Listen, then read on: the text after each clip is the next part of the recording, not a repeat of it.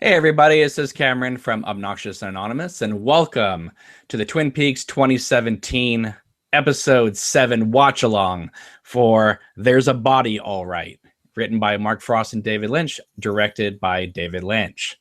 Now, before we get started, we're going to let you guys come in to the chat and get situated. I'm streaming this on the Showtime proper website. But before we get started, I just want to introduce my co-hosts for today. We have Mandy returning. Thank you so much. She was on last week's watch along, so I'm glad we didn't scare you off and you wanted to come back. So yeah.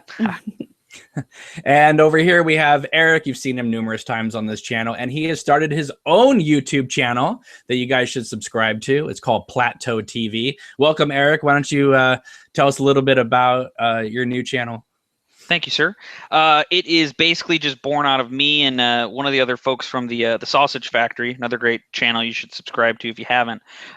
Just thinking, kind of talking about, we have kids, we have wives, we have families, and there's just a lot of good TV on that we don't, like, what do you watch? Like, with all these options, what can you watch? And so that's kind of the idea behind the channel, is like, what shows should you focus on? So naturally, Twin Peaks is one of the shows that we cover, because I think, if you're going to spend precious little time that you have watching something, why not make it something great? Twin Peaks qualifies. We talk about other stuff, other great shows.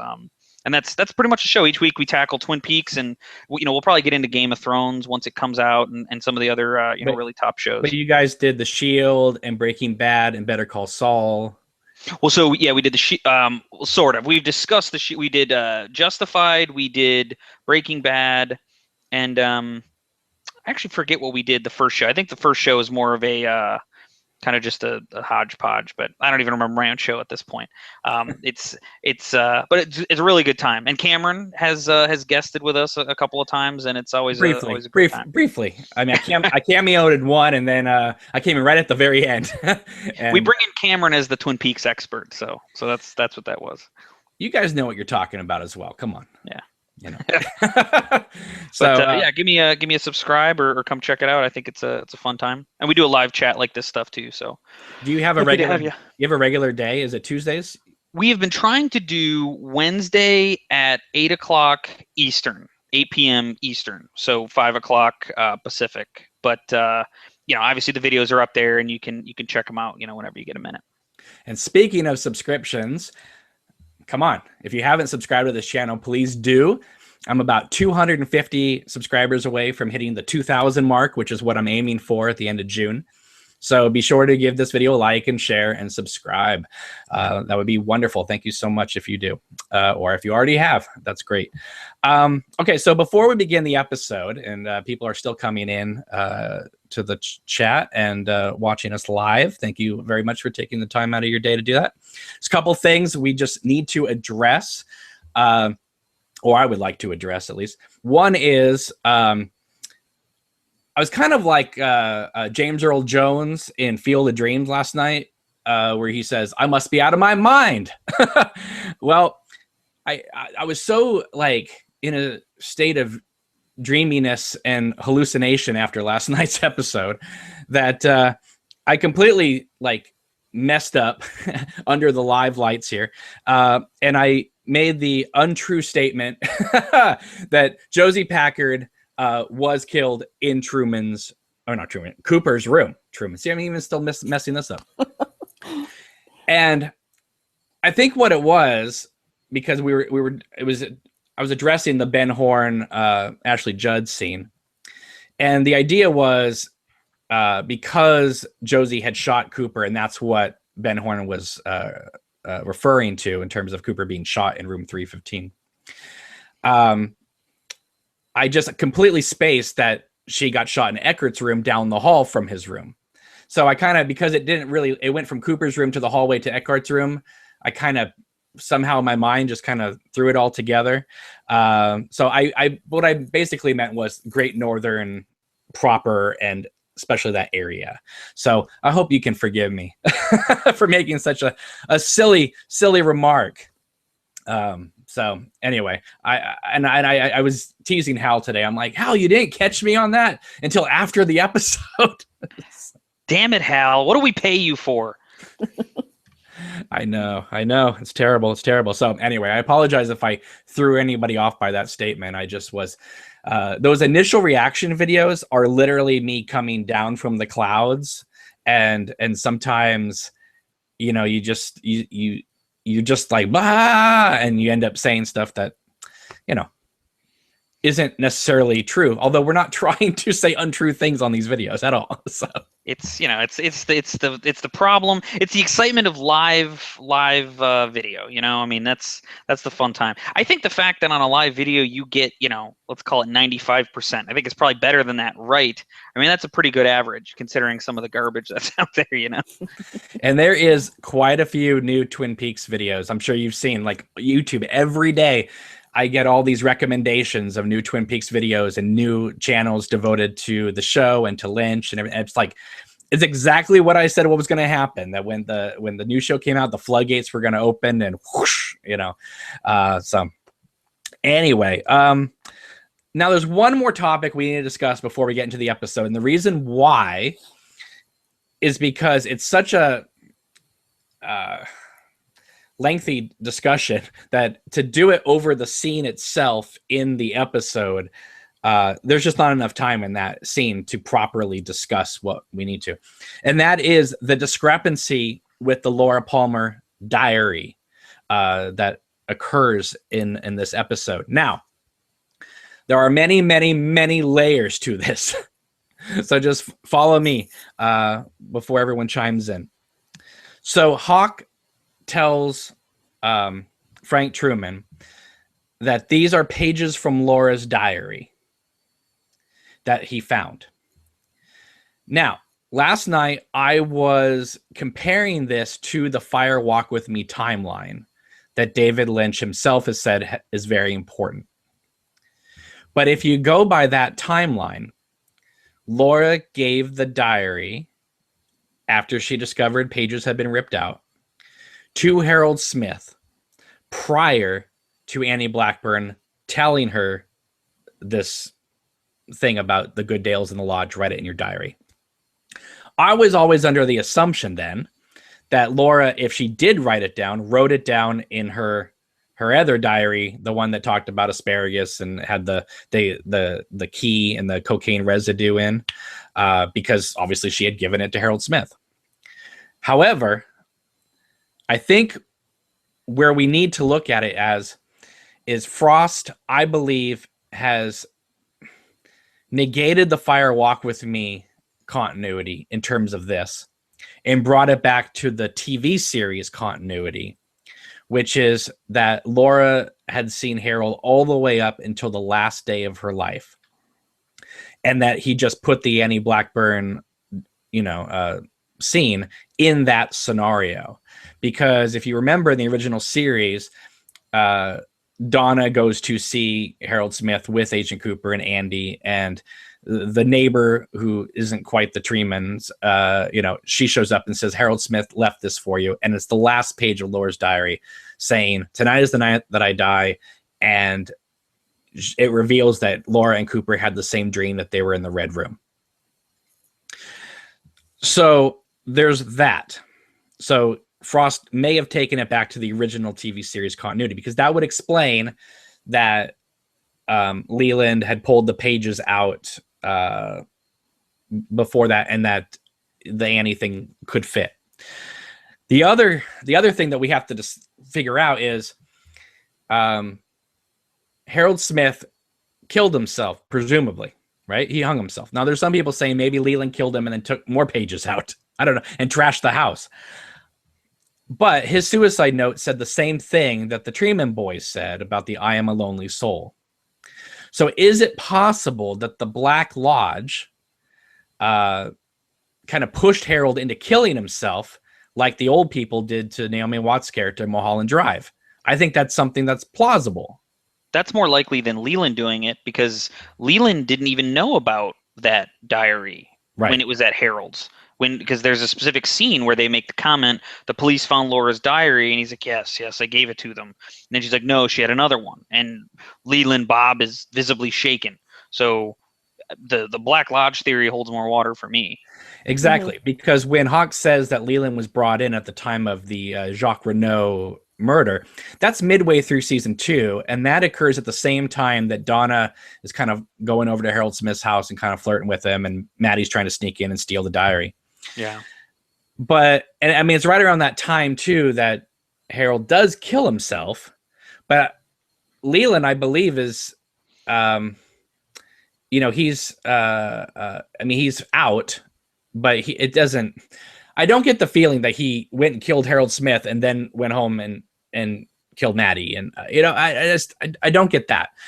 The thing that throws me is that Hawk saying that Leland is the one that put these pages in the stall. Some people have said to me, well, it's just the theory that Hawk has. Right. That's true. However, it's presented so matter of fact that obviously new viewers or people who maybe not follow the show so closely might just assume that's fact. But if Leland is the one that put the pages in the bathroom, I don't understand that, because Bob would not want anyone to know that Cooper was in the lodge or anything about the lodges. And I believe Bob or Leland would have ripped those pages up and just flushed them down the toilet, not taking the time to stash them in the bathroom stall. Mm-hmm. The other thing is Hawk says there were 4 pages ripped out of the diary. These are 3 of them, and 1 is still missing. However, in the original series, Hawk found pages from the diary at the crime scene.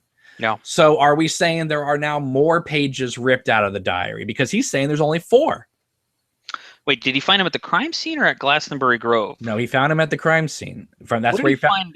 What did he find at Glastonbury Grove? Because he makes a reference to that he found, like, when we get all the way to the end of season 2, he makes a comment that the reason that the Black Lodge is there makes sense. You know what, though? You're right. You're right. Because it's implied in the beginning that he found it near the crime scene, but near the crime scene is Glastonbury Grove.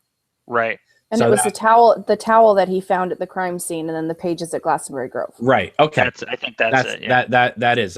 But again, since they were so close together, because at the beginning of the show they don't say Glastonbury Grove, they just said they found pages of the diary at the crime scene. So that's where that little mix-up happens. But you are definitely correct there.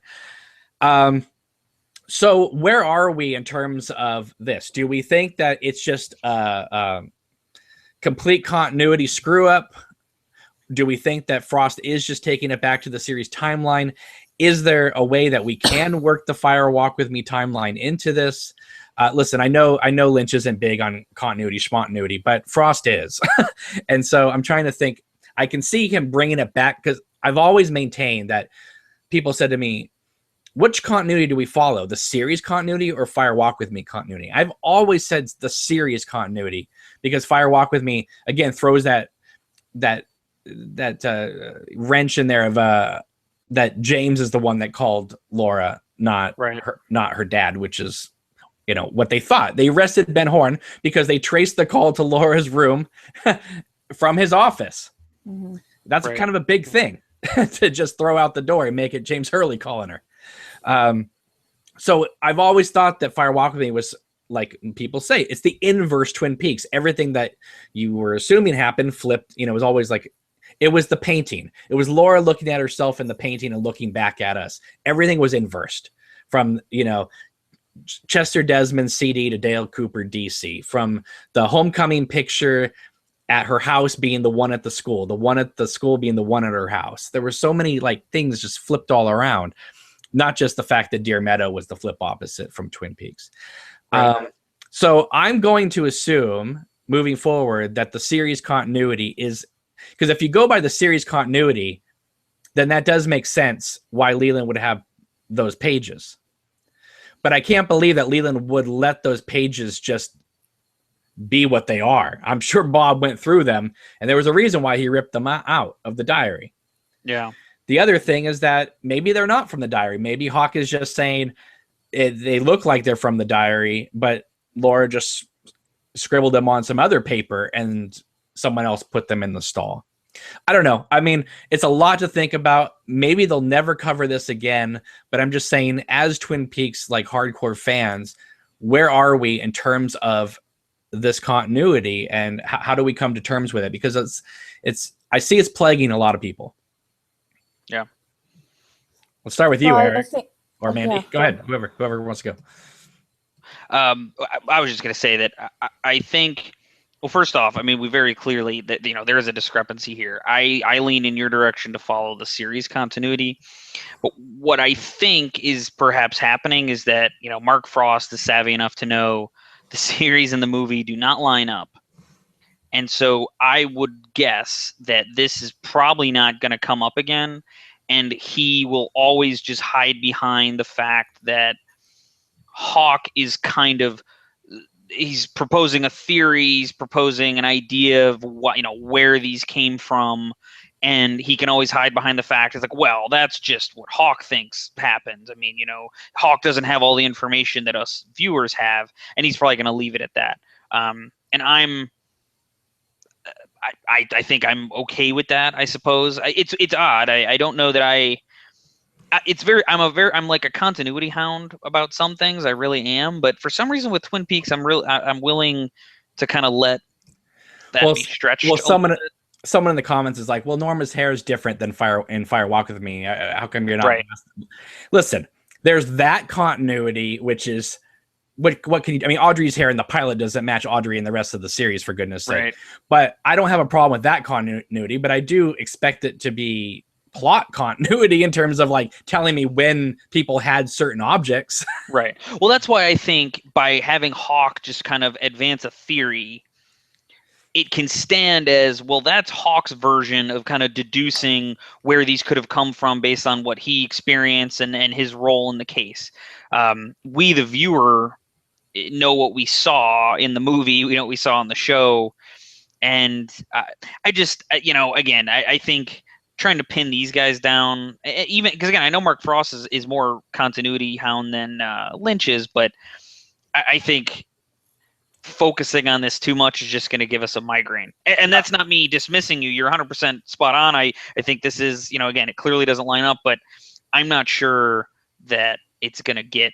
I think this will be the last we hear of this. Is my theory. The only thing about it is not so much that we can figure out that Hawk's proposing a theory, but it's proposed so matter-of-factly that it seems like we're supposed to just accept that at face value. Hawk's got to impress his boss, man. He's got to make it seem like he was paying attention all those years ago. That's true. Well, Mandy, let's go to you real quick. What do you think?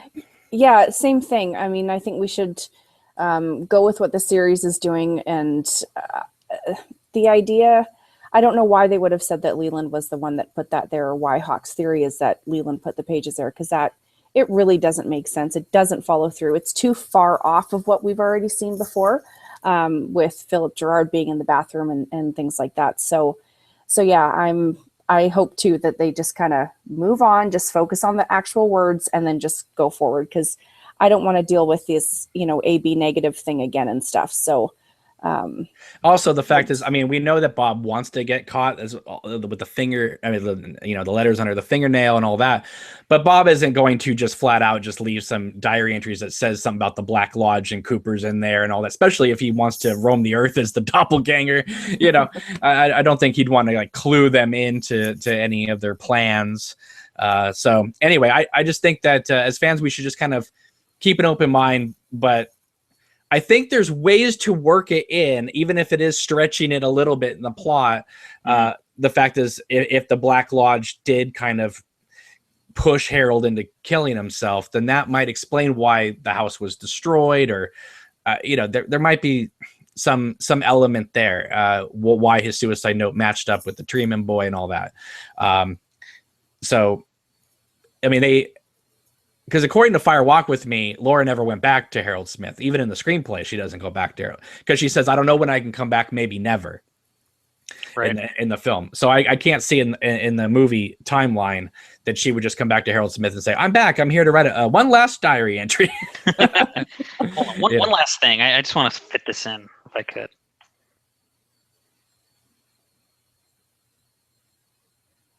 What?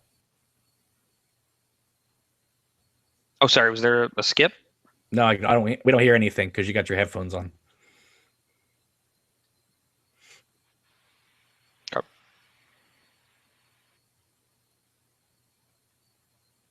I still don't hear anything. Oh, wait. Do you hear my voice? Yeah.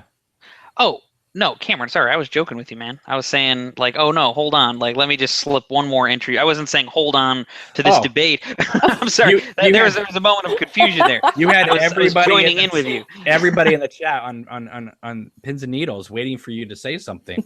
Sorry about that. Yeah. So anyway, I just think it was an interesting thing, and it was too long of a discussion to have over that scene, so I wanted to do that before. All right. So we got over 100 people here, and which is awesome. We're gonna queue it up to the Showtime site, and obviously you guys know there's that silly commercial beforehand and stuff like that, so it gives us a 1 minute lead in. So we're gonna start this. You guys ready? Mandy? Oh yeah. Eric, are you ready? Ready to go. All right, so we're gonna start this in 10 seconds. 10, 9, 8, 7, 6, 5, 4, 3, 2, and 1. Hit play. We got the Showtime logo coming up. So this is episode 7. There's a body, all right. What I find interesting is that every title of these parts or episodes, however you want to refer to them as, they're all based around what somebody says at one point in the episode. So they're all quotes so far.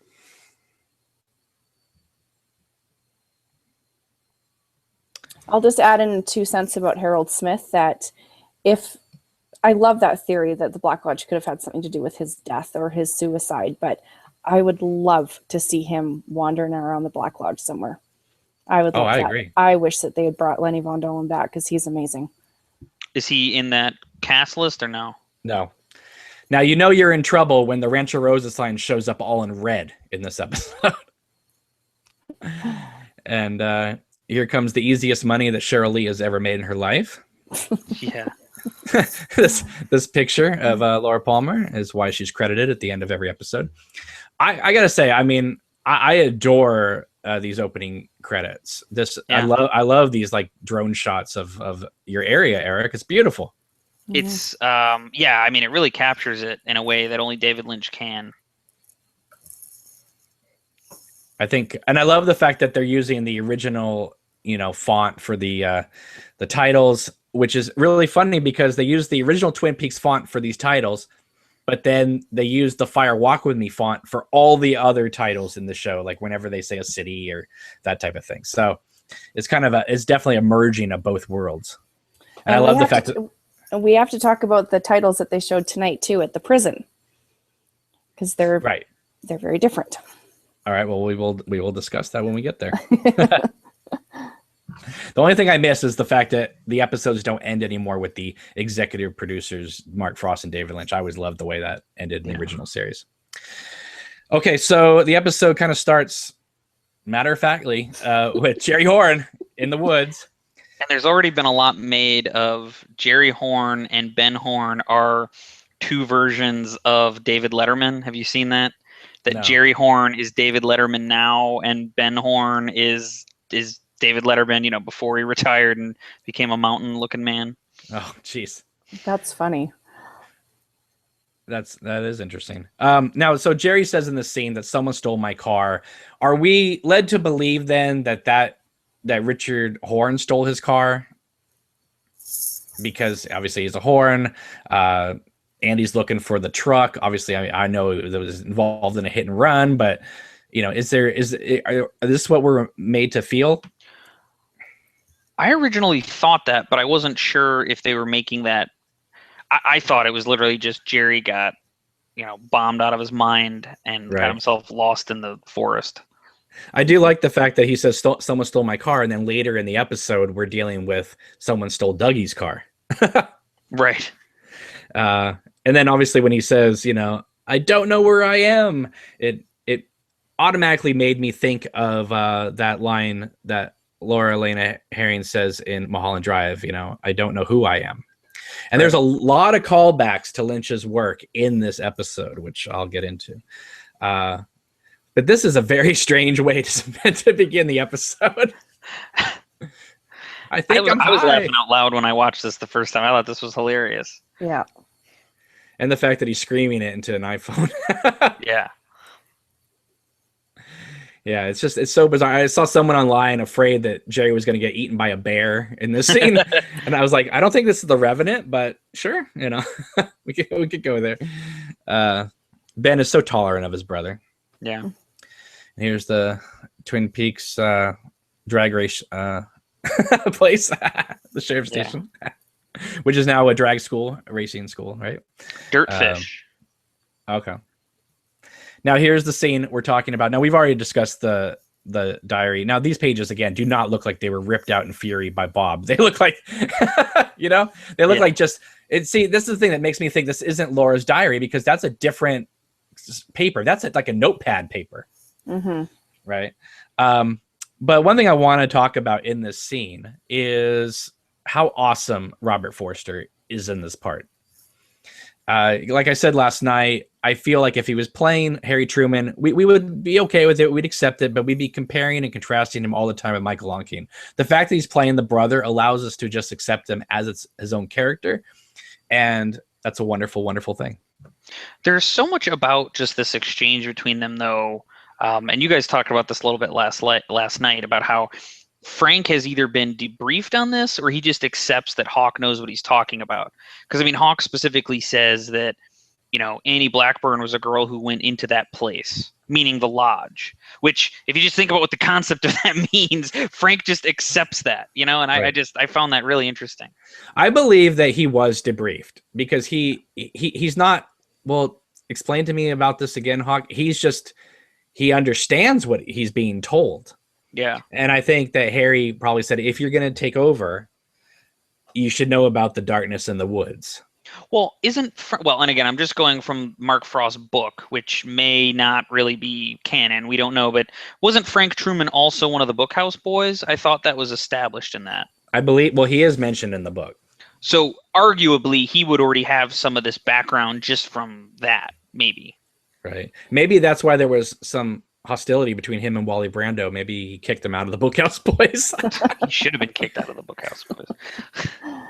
Well, yeah, and I thought that too, that, I mean, if they're brothers, so they would have grown up together, they're in this place, they're Bookhouse Boys, they know all of this stuff already. Frank just halfway through his life or whatever went somewhere else, was working other places, but this isn't surprising to him because he knows that's what Twin Peaks is all about. Well, remember that Hawk is the one who kind of unfurls this mythology about the White and the Black Lodge. Like, the sheriff always, remember, he was like, the evil in these old woods, but that was kind of as far as it went for him. I think it wasn't until Cooper came around and we started really digging in that even original Sheriff Truman got an appreciation for just how crazy the woods were. And I love the fact that they're bringing Annie Blackburn into this. Yes. Which I was cheering right from this scene alone. And I love the fact, I said this last night, but I love the fact that a character that was created out of because they were grasping at straws, that they couldn't do the Cooper Audrey romance. And so they brought in this new character, Annie Blackburn, and she becomes basically a savior in a way because she's bringing light the Cooper struggle and the Laura struggle. I'm still trying to figure out how she's able to teleport into Laura's bed, but maybe we'll never have an answer to that. But but I love the fact that this kind of what was deemed to be maybe a throwaway character has become an essential part to the mythology. Now, one thing I want to say is people have brought this up to my attention. I think this is an interesting theory that perhaps Harry is sick because he came in contact with the doppelganger, because people have been, getting sick around him. I assumed it was just because of the puke in the car, but right. But maybe that could be a way of tying in Harry's illness too.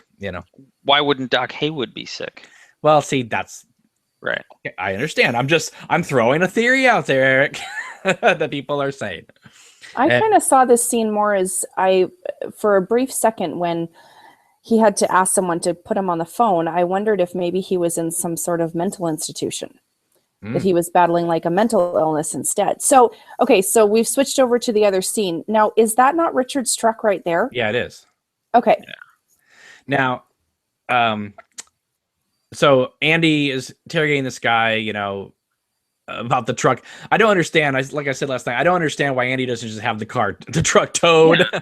Yeah, this whole thing confuses me. It's like this is about like the killing of a young boy. Like, I don't care when this guy wants to meet. Just arrest him or bring him in or something. Right.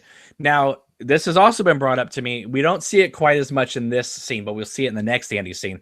Andy has a fancy dancy Rolex on. Right. And people have said, how is he getting the money for the Rolex? You know, and so is there more to this story? Is Andy involved in the drug trade? Oh my Lord, I can't believe I said that. But anything's possible. This whole world of Twin Peaks right now is really topsy-turvy. Yeah. And of course this door, we will see it later. Kind of open. Now, of course, I love the fact that Truman's got this awesome, monitor that raises from his desk. That was like my favorite part of the episode. And even just the very mechanical way he brings it up too, like that little log on the desk. Like, it's just very, like, he pulls a lever and the whole thing moves. I thought that was so cool. Definitely. Now he asks him, what's your Skype handle, Doc? And he says, Middlebury Doc. Now, something that Debbie discovered is that if you Skype Middlebury Doc, if you contact it, it will say Will Hayward, and you can add him as a friend to contact on Skype. That's awesome. Wow. Yes. So that is a true thing. But this is like a pair of old people to get on Skype, where they call each other to get on Skype before they get on Skype. Listen, I love it. One, it's when was the last time you saw two old timers just chatting about things like on modern technology? And what a great way to bring Doc Hayward into the episode without having him to just be troops around Twin Peaks with his medic bag. And I think it's wonderful. Now, let's get to the most controversial moment of this scene, that is the implication that Cooper assaulted Audrey while she was in a coma. However, I want to bring this up because that obviously is a very disturbing thought, especially to all the Cooper-Audrey shippers out there. While that may be a definite possibility, one thing I do want to throw out is that Annie was also in the hospital at that time. The same day, because obviously it was right after they came in from Glastonbury Grove. So maybe he didn't assault Audrey. Maybe he was there to take out the nurse to get the owl ring. Maybe he was there to visit Annie. Because if Audrey was assaulted, if she was raped, if she is the mother of Richard Horne, which we have no confirmation of yet, I don't believe Ben Horne, even if she was in a coma, would be too excited to discuss Agent Cooper when the key comes up later in the episode. Unless she didn't know who the dad was. Maybe she, maybe she thought it was John Justice Wheeler's kid because she had sex with him. I don't like how Annie's role in this is kind of ignored, though, because wouldn't Annie have been in like the intensive care unit? Yes, that's what I'm saying. She was there in the hospital as well. Yeah. So. But they did talk about Annie Blackburn. So, the doc saying, I think he may have been there to see Audrey Horne. Well, that's an implication. It's a very disturbing implication, but I don't know. But if you think about it, it really could be anything. It could be Audrey. It could be Annie. It could be the nurse. It could be all three, because we know that Bob would probably want to, and the doppelganger would probably want to get back at all the women that were important in Cooper's life. Yeah. And all Doc is actually saying here is that he thinks that he may have been visiting Audrey. Right. Not that he definitely was or was seen with her. I would think it'd be more plausible that he would find the nurse to steal the ring. I think that makes the most sense. Mostly because I hate this whole bad Cooper Audrey thought. Well, we can't be against it just because we're against it. Yeah, I know. Anything's possible at this point. Yeah. But if we are to believe what, of course, happens with the Laura Dern character, Diane, well, it kind of matches up. Yeah, if anything, the story about Diane, which we'll get to later, lends more credence to that feeling we have about what might have happened with Audrey. Again, none of these are happy thoughts, but I'm not woohooing like Cameron was in last night's video. Well, no. I made it very, very clear that I was not woohooing because of a possible assault. I was woohooing that Lynch and Frost were willing to perhaps take the story to any dark conclusion they were willing to go. Yeah, and that's pretty dark. Yes. And I think if they didn't want the thought of Audrey in our heads at all, they wouldn't have mentioned her. They would have said, I think he was there visiting Annie and not bring up Audrey at all. So there has to be a reason for it, because there's always a reason.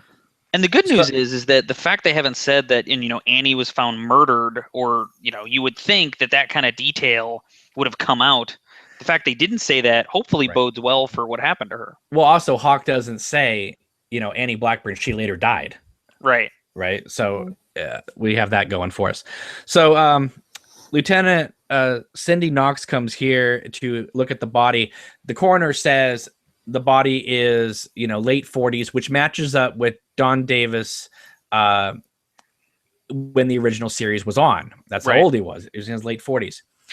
So, but the body died 5 or 6 days ago, apparently. So I was always thinking, well, did the doppelganger put him on ice, or how did he keep the body? But if he died 5 or 6 days ago, then we could be dealing with the time travel here. Yeah. Is that where you guys are leaning to? Well, the fact that Bobby Briggs made a comment that there was a fire where his dad died, I find myself thinking of how the log lady makes reference to, her husband dying the night of, a big fire. And then, that's why she carries the log around. Clearly the concept of fire has, perhaps transformative, magical, whatever you want to call them, properties with regard to, the woods and this whole story that we're watching.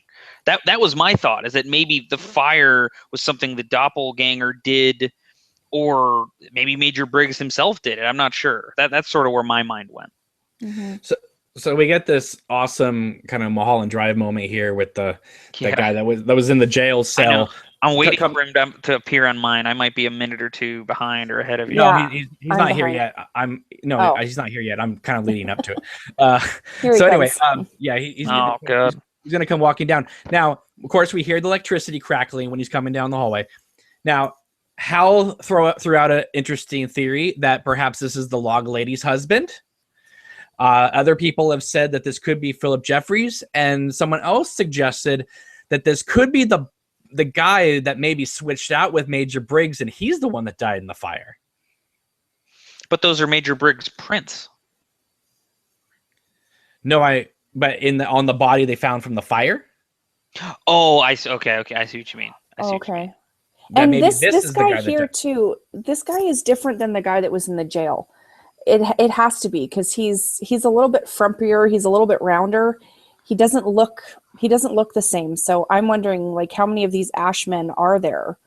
I don't know. I thought it was the same guy. Okay. We see him very briefly in the jail cell before he disappears, and he wasn't moving there either. Mm-hmm. So I wasn't sure if maybe he looks, because I actually thought he looked a little different too, but the fact he's moving and he's actually in the scene made me think that. Well, the reason why Hal thought could be the log lady's husband is because he thinks that perhaps the woodsman in the Above the Convenience Store in Fire Walk with Me is the log lady's husband, and maybe that's him, in another form, because they couldn't get Jurgen Prock. Now we cut to Gordon Cole, but before we see this corn on the cob on his wall, which of course reminds us of the cream corn. And he's whistling away, and here begins this song. The song he's whistling, and someone in the chat may know the exact name of it, but it's some kind of a dream-based song, or the content of the song is called Dream Man or something like that. Now begins this amazing section in the episode. Now, I whenever they do these scenes of Gordon and Albert, usually we cut away and we come back to them in another episode or whatever, but they stick through this pretty consistently for the next 10, 15 minutes, and it's incredible. Like I was saying last night, if anyone else was playing Diane, I don't think the fans maybe would be jumping for joy about about it, but the fact that, you know, she was hidden for so long and now we're seeing her, but because it's Laura Dern, it makes it okay. Mm-hmm. And the fact that, you know, she's bringing such a sense of realism to the part and implying so much without saying anything it's startling, this whole section. It looks like she's living in New York from these steps, but I think it's wrong. This is still supposed to be, I think, Philadelphia, if I understand. Oh, really? Right. Yeah. Okay. Now, who do you think this guy is? Do you think that she's just having one night stands with these suitors, or do you? Because it doesn't seem like this is like a regular boyfriend for her. It didn't seem that way, no. And even the way honestly, the way that she's dressed, I kind of thought, like, wait a second, is she like a madam? Because there's just something, maybe it's just her style, but it kind of almost seemed like she was servicing a John or something. And I don't mean that to come off, you know, be derogatory about it. That's just kind of how it appeared to me. And this guy seems like I don't know, like he's trying to. Well, it's just just with the way he blows that kiss, it's just kind of seedy and wrong. Yeah, right. Maybe that's it. But here this is a moment that Laura Dern has lived and wanting to do for her whole life, which is to tell David Lynch to F off. And I say that very kindly and sweetly, but you know, every actress wants to yell that at her director at one point. And I just love the fact that, you know, Miguel Ferrer, David Lynch, Laura Dern, I mean, they're just having the time of their lives here. When Gordon's like, now we got the pleasantries out of the way. And Albert just kind of adds a little running commentary throughout the conversation, never really talking directly to Diane. I think that Albert at the beginning of this series, he would say little jabs, but they weren't sticking as well as Albert's jabs usually do. But I think in this this section, his comedy definitely is kicked up a notch. Mm-hmm. I wondered too, like, was Diane expecting them? Because she kind of comes out here with this huge with this nice tray of coffee, and it just seems like, how is it possible she had that all ready to go, unless it was for her and her friend, and then he just left because they showed up? Perhaps, but I think that once she saw Albert, she knew that wasn't going to be the last of them trying to contact her. That's a good thought. I mean, she probably didn't expect them that morning. Mandy, how do you feel about Laura Dern's portrayal of Diane? Obviously, we never really knew how we were supposed to imagine Diane. I'm not asking you if she fits your imagination of what Diane was supposed to be, but what do you think of her portrayal of the role in this episode? Well, in this episode particularly, she's incredible. I mean, everything she does, she's good at. She's just very, very talented. And because we had no preconceived notions of what Diane, like who she was as a person, what her character was, or anything like that, even from the tapes book or whatever, I like it. She's darker than I thought she would be. She's but I don't think she was supposed to be dark at the time of the original series. Yeah, I think no. She was made that. Yeah, but no, I love this. I love how she's just, flipping everybody off, and just, she's hard and dark and angry. And I want to know, well, we know a little bit more later, but she's incredible. I think it was the perfect idea for her to play this role. Right. I always imagined that she would have been in Fire Walk with Me, but obviously they didn't write a role for Diane. But I assume that Laura Dern always was going to be Diane, but just at that time, you couldn't bring movie stars to television, that were currently still working. So now I love that CGI shot of the plane. And some people have mentioned that when the plane is flying, you can see like this light that flickers across the windows. I don't think we should think too much of that, but but some people have brought that up to my attention as something to look at. Now, this surprised me because in a previous episode, it seemed like Tammy was onto the fact that the prints were flipped, but here it's Albert that points it out to her. Yeah. And I was like, that's really odd because I thought she already saw that.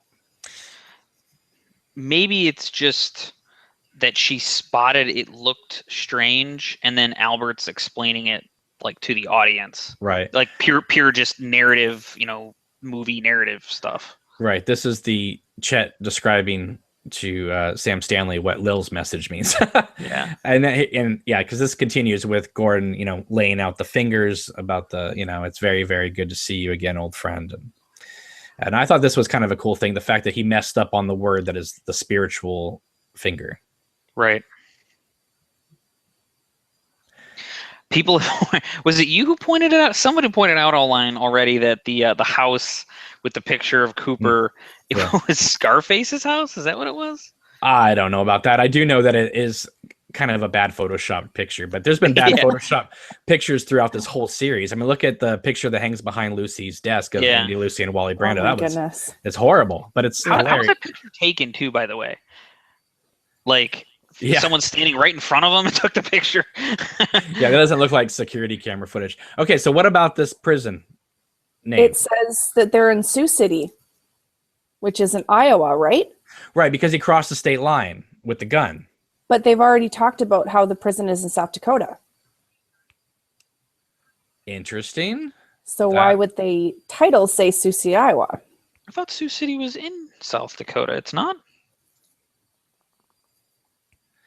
Mandy. I don't know. I'm Canadian.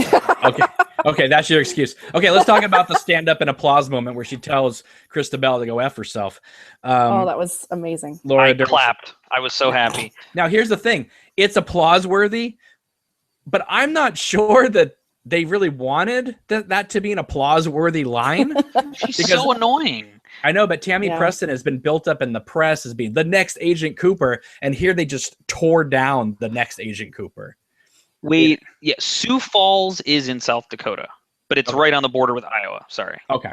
All right. So technically it's South Dakota, but it's right there. So Sioux City is in Iowa. Sioux Falls is in South Dakota, and I think this is supposed to be Sioux Falls. All right. Sorry. Well, Geography lesson for the Twin Peaks fans here. All right. So let's discuss this amazing moment here. So this interrogation kind of moment between Diane and the doppelganger here. I just want to repeat some of the things that I was saying last night, that I feel like this is one of the great scenes in the series so far. Oh yeah. Obviously there is that connection between Diane and Cooper. We know that. But the fact is that we're also looking at Sandy and Jeffrey from Blue Velvet. We're also looking at actors we love to watch from Blue Velvet and Twin Peaks 25 years later. So we're playing with the idea of not only the fact that it's Diane and Cooper, but our own experiences with this. Yeah. Because it for us is 25 years too since we've seen these two actors together, or more than that. It's been 30 years. But I think that was the intention of Lynch all along, to create that dynamic there. Cooper's voice, whenever he's in these scenes, the way it's this kind of slow, drawn out, I was starting to think about that, because we've seen him talking to himself in his cell, like when he's talking to the mirror where he sees Bob, and he talks like he had been, quote unquote, normally. And I wonder if this is another, like a detail related to electricity, where because he's the doppelganger and his voice is being translated through this screen, if he's coming out slow and drawn out like you do in the Black Lodge. Right. I haven't seen that anywhere. I don't know. Again, if I'm stealing that from somebody, I apologize, but I haven't seen that anywhere. And I just started thinking about, like, why does he sound so different here, where everywhere else he sounds like he sounded the first few parts? Well, one thing I want to throw out is Diane says, "Who are you?" And that is the exact same thing that Laura said to Bob before he killed her in Fire Walk with Me. She also yells out, "Look at me," which is what Laura Dern said repeatedly in Inland Empire. And when he says, "At your house," that's exactly what the Mystery Man said in Lost Highway. And the fact is, like, David Lynch put us, the audience, between, Laura Dern and Kyle MacLachlan in this scene. It just, and obviously Diane and the doppelganger, it creates this uncomfortable feeling with the implications. Lynch telling Ward Murphy, "Hold this man until you hear from us." I was like, Lynch, you just tipped your hand here, because we know what's going to happen. Something terrible is going to happen, and the doppelganger is going to get out. And of course, this to me is the next great scene of the series. The Gordon Cole Diane talk. It's so raw. It's so powerful. I was saying last night, I got so emotional watching it, not only because of what it was suggesting of what could have happened between the doppelganger and Diane. I don't believe the people out there who say that, oh, Cooper, the doppelganger and her Cooper and her had a one night stand and then it didn't lead anywhere. And so that's why she's upset at Cooper. I don't know. There's much more hostility there than just a one night stand that, Watch her performance. Yeah, absolutely. This is a woman who's been attacked in some way, violated in some way. She's deeply, deeply hurt. This is not, oh, I'm sad because the real Cooper didn't have a relationship with me. That's not my read on it at all. Right. And like I said, I got so emotional, not only because of all those things it was suggesting, but also because I was so proud that Lynch and Frost were taking this so seriously and sincerely and honestly and open about everything. It wasn't like, oh, let's just, okay, Diane was attacked by the doppelganger. I mean, they could have easily just made this a two-dimensional kind of thing, but they're playing these emotions very real. When she says to him, you and I will have a talk, and the way she looks at him is she's scared for her life. Right. And I firmly believe if you look at the way Kyle has played this doppelganger, you can see why she is just turned into a lush. And look at the way she's crying, kind of reminds me of the way Sarah is with the smoking. Anyone who comes in contact with Bob and his eagerness for fun does not come out unscathed. Yeah. And given that we know Bob has abilities, I almost think, the violation of Diane might have been even deeper than just a sexual assault. Think of what Bob has done. Think about what we've already seen the doppelganger do with Bob. Though he killed the mechanic guy with his face, clearly he's got weird abilities to mess with people. And I mean, well, I don't know if he killed him with his face. I think he just he was just squeezing his face. He killed him off screen. Well, didn't he froze once he was done doing it? Don't you remember the way that scene ends? Is he freezes and he's not moving, his body isn't moving anymore in that shot. I'm gonna have to rewatch that moment. I thought we just did a cutaway. If he killed him by squeezing his face, that's a whole new perspective on things. So we get the thing. The doppelganger wants to see Ward Murphy to talk about a strawberry. We'll get to that scene in a second. It cuts to the Laura Palmer theme. Andy, of course, is waiting on the road, Sparkwood and 21. Obviously, this isn't the stoplight where Laura got off the bike, James' bike, and ran off into the woods. But here we do get the nice close-up of the Rolex. I mean, what do you think that suggests? I mean, do you think that Andy is just kind of a, silly cop that bought himself a nice watch? Or, is that something that Dick Tremaine gave him as a parting gift? Or do you think there is something going on here? I can't think Andy would be smart enough to dabble in the drug trade, but I don't have that read. Yeah.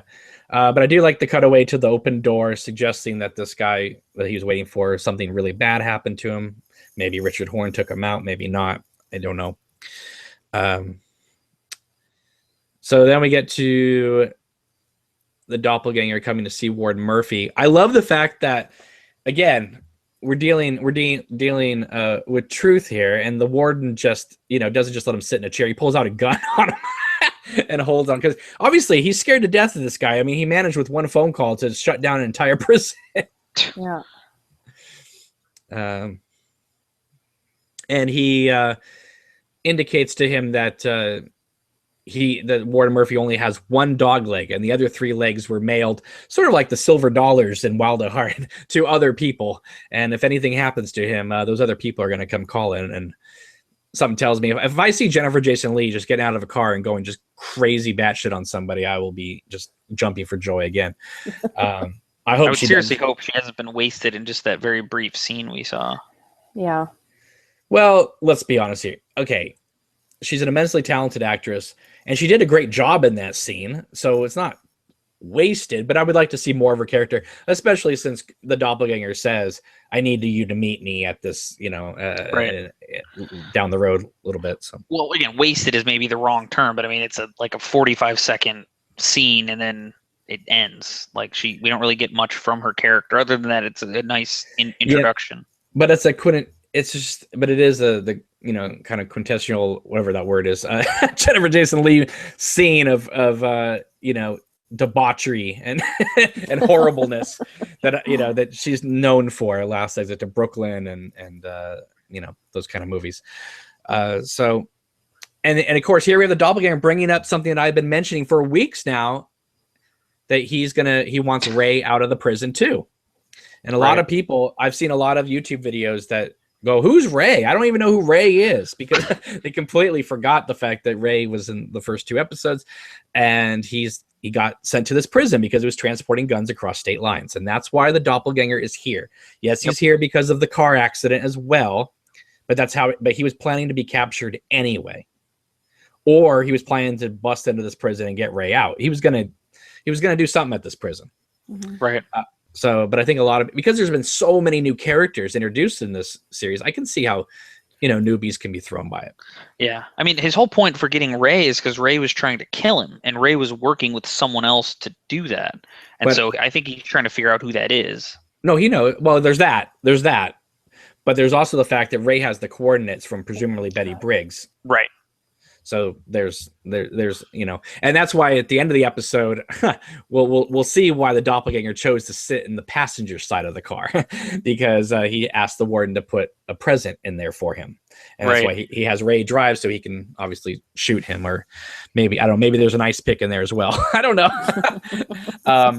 Now Sizemore, of course, is completely paranoid that Dougie is going to tell on him, which is interesting, because obviously, word would get around this office that, their boss, Bushnell, gave him the case files as like a punishment for calling Sizemore's character out in that meeting. So it's weird to me that Sizemore would be like, why'd you have all those case files and that type of thing. So, but yeah, I think he's just paranoid at this point. Dougie, of course, is still drawing chutes and ladders on his paper. Up to this point, I actually... Good. Oh, sorry. Just up to this point, this was the first part that functioned like an episode of a show, as opposed to the installments of the parts, the way I've been referring to it, because it's, like pieces of a movie. This has like a very clear narrative flow, the way we go from, we just basically follow Gordon and Albert, straight through their stories. In previous installments, that would have been spread over 3 parts, and then here it kind of runs right in a line. But then we get to the Dougie stuff, and we kind of get back to to the way things had been. And look at the way she just kind of struts out of the room, because she's putting on a show for Dougie. Everybody throws himself at Dougie. And, one thing that is stated in this episode is the fact that we'll see it in a little bit, that it's kind of confirmed now that the Lodge is working with Dougie. Yeah. We've suspected it. Obviously we thought it because of the Mr. Jackpots thing and the red room above the the winning jackpots and all that type of thing. But when we come up to this Ike the Spike moment out there, the tree pops up and starts giving him prompts. Yeah. So yeah. David Koechner and his fellow detectives here are all brothers, and I didn't catch that on my first watch through, because when he announced himself, I thought he said Detective like Fusco, but he says Detectives Fusco, because all 3 of them they're brothers. I just thought that it's just a funny detail that, and it's another threesome of people, 3 brothers. There were the 3 showgirls that appeared in the earlier part. Right. There's 4 Renault brothers apparently, or maybe Jean-Michel is a cousin. Right. I really think that Naomi Watts. Listen. I've loved her portrayal of this character, but the last 2 episodes, they've really given her something meaty to chew on. She's been a standout completely. Mm-hmm. Yeah. I liked her in her introduction, all that type of thing, but seeing her dealing with the bookies in the last episode and her dealing with the cops in this episode, it's clear that the way she bosses and controls Dougie, she's like that with every man she comes in contact with. Yeah. And I just saw today that she's got a Netflix series coming out soon. So obviously Naomi Watts really liked the idea of doing sort of a television gig.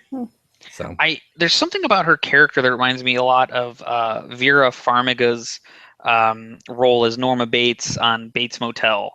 Like just this kind of, like she just comes like just her whole attitude, and she's just very fiery, and it just comes from this place of vulnerability. But she's just it's a comparison I made. I don't know if anyone else watched that show, which has heavy Twin Peaks vibes too. But that's what she reminded me of here. Yeah, and I love the fact that she kind of scolds Dougie in a few minutes here about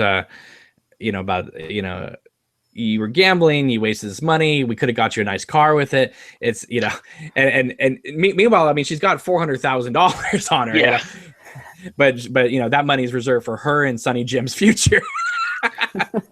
So it makes you wonder if she's just staying with Dougie right now to kind of get him through this mess, and then once she figures out something, she's gone. Or because, I mean, listen, they're married, but we've never seen them kiss. She acts more like a overprotective sister. Well, he hasn't really been in like kissing shape since we've seen her interacting with him. No, I know, but there's been no like romanticism, on her part at all. Like, no snuggling and come back to me, Dougie, or anything like that. She's just no nonsense. Well, I think again, because it's like all the stuff we get about the backstory of Dougie, we get purely from how all the other characters react to him. I think she's kind of just fed up with Dougie's, bull. And so this is not the first time he's been weird like this. Although I would like to think that my wife would, call a doctor if I was acting like Dougie acts. But, But it's weird because if the manufactured Dougie had episodes like this, then that must have meant that he had some shortages in his hardware from the creation. So we're coming up to a moment that I'm sure made every single one of us jump off our chairs and couch and start screaming when Ike comes running out with this gun. And one thing that immediately said to me was, Ike the Spike is nothing without his spike. I mean, there's whatever fear and intimidation he had in the last episode, he has none in this episode. Oh, yeah.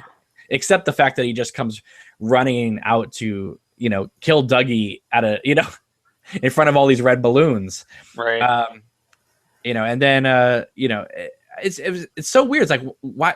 Because a lot of people thought that he was going to storm into Dougie's office like he did to the other woman's office, Lorraine's office, and take out people, and maybe he was going to have to, he was going to take out Sizemore or something, and then Dougie was going to have to fight off this guy or something like that. But I love how the little tree comes up, squeeze his hand off.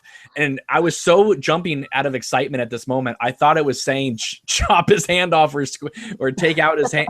And I thought he was going to, I thought he was saying freeze his hand off. And I was thinking like, oh God, does he have powers? Yes. All of a sudden we're in an episode of Heroes. But it's like these karate chops to his neck, and then Ike runs off. So maybe this isn't the last we've seen of Ike. I hope not, because that was kind of a weird thing in the last episode to have him killing Lorraine with that ice pick and swirling it around and stuff. If this is the payoff of him. Yeah. I would think he's going to make another attempt. I mean, right. He's not dead, and his kill isn't done either. So here we get this kind of funny eyewitness news section, right? And Dougie's like reaching to the badge and everything. And we have a little girl here who says he smelled funny. And so is that a burnt engine oil smell or what? I don't know. But I'm hoping that maybe the FBI or somebody will see this news footage and see this different Cooper. So that's a possibility. You see this odd effect? Yes. The way, like, I found it very odd and off-putting. Like, I don't like in not like a judgmental way, but just it gives me a very odd feeling. Oh, here's the shots you were referencing last night. Right. Well, you have the falls, and then it cuts to the hotel. It's weird that they do that double cut when that hotel and the falls is like one shot. And that shot, by the way, of the hotel looked just like it does from the original series. So much so that I wondered, were they just reusing that shot? No, because it just looked so much like it. Well, it looks like that if you just stand right there too, Eric. Right. You know, no, I mean, I do know that, but I'm just saying the shot was just exactly the same. And we had the it looked like the skin thing on the gun. I don't know where that came from. Did he squeeze his hand so much that he got like his skin on it? Like his palm came off or something. Yeah, you can see that when he runs off. There's a big red mark on his hand. Yeah. Okay. So that would be. Ugh. So here we have a scene that a viewer contacted me today. I'm gonna leave you nameless, and she said that this scene really made her hot again for Ben Horn, which was kind of funny. So a lot of people are speculating, and I did too, is last night, that this humming is where I think it's Josie Packard. Until I'm being told otherwise, this is what I'm going with. I was getting so excited, hoping that we were going to get a clue, like it was that we'd see her some sign. Oh, I think we do, because towards the end of the scene, how does it end? It ends with us going towards the wall, and then it fades out. Right. Well, anyway, we get this humming sound. People have mentioned that this is the same or a similar sound hum what happens in the Cooper's dream when the little man is rubbing his hands together, and we see like the shadow of Waldo go across the drapes. It's not the same sound, but it does sound similar. Right. Now, coming up here, we have a moment where Ashley Judd's character Beverly holds up room 315 key that Jade mailed back to the Great Northern. This makes Ben Horn think of Agent Cooper, and before he even says anything about Laura Palmer, he says, "Oh, this is the room that Cooper got shot."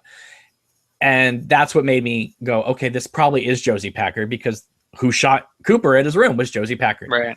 Mm-hmm. And that's when I made the silly thing going, didn't she die in Cooper's room too? No, she didn't. She died in Eckhart's room, and damn it, I get it straight. Okay. Anyway, but this is another exciting moment, because the key here in Ben Horn's hand confirms once and for all that Rancho Rosa, Vegas, and Twin Peaks are in the same timeline and are not alternate realities or a past-present thing. Right. So that was something that we had been discussing for the last few weeks, just because it was huge possibilities.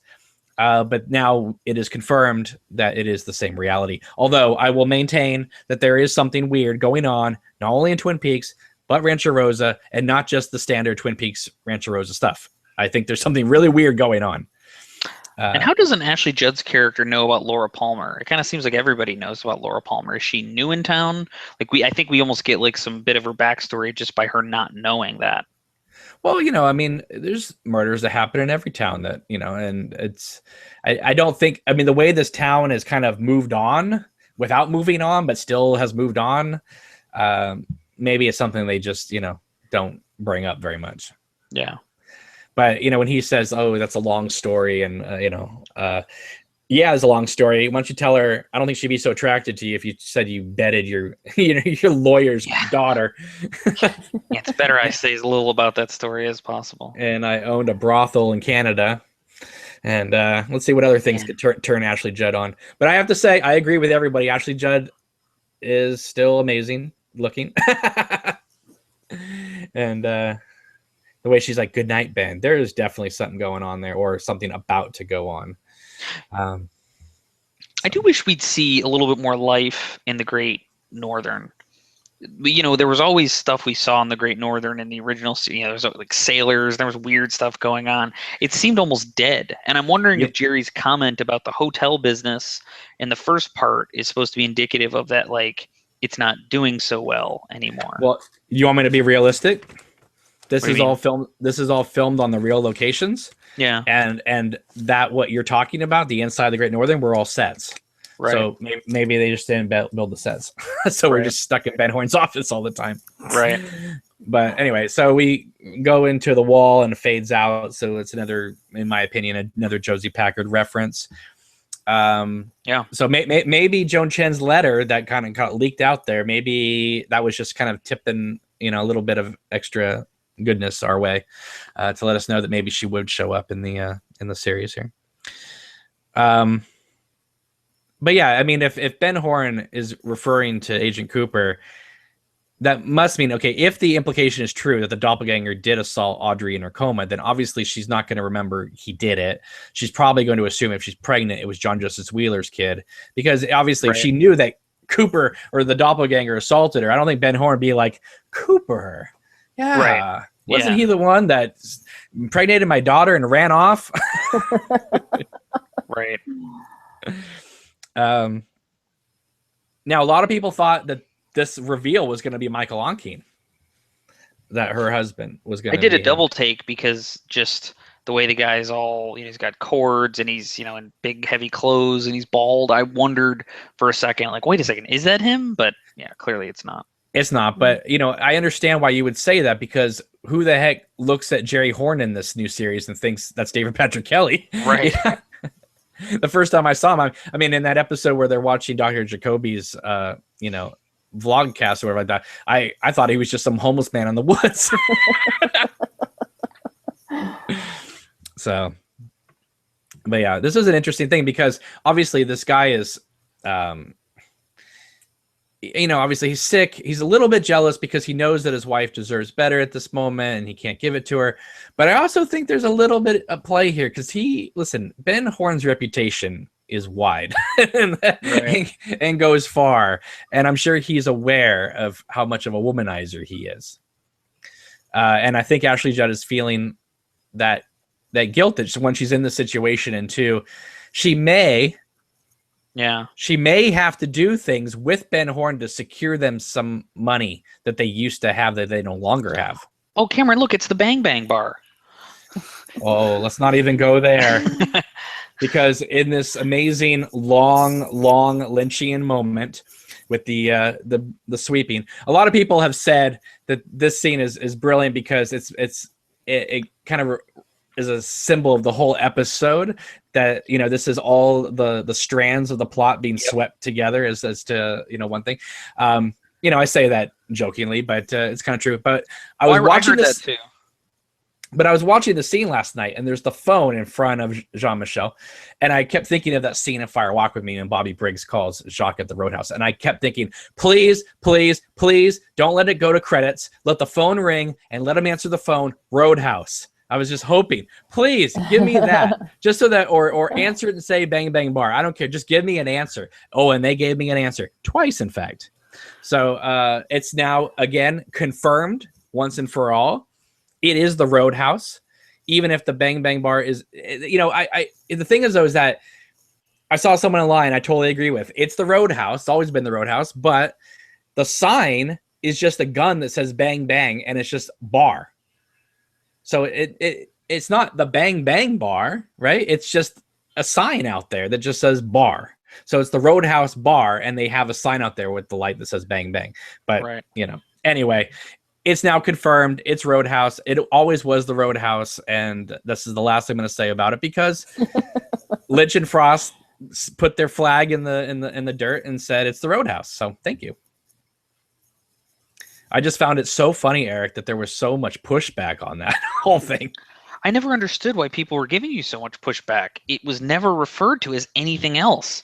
And I didn't have the principled stand like you did about it, but I did when I was reading articles and I saw that, I kind of would do a double take because I was like, that seems odd. Why are you calling it that? And it never was meant to be a principled stand until the pushback started happening. And then I was like, no, I'm not going to just let it go. Then if you're going to give me, if everyone was just like, yeah, of course it's Roadhouse, then that would have been it. But people gave me so much pushback on it that I was like, no, it's we need to establish this once and for all. And the show thankfully did it for me.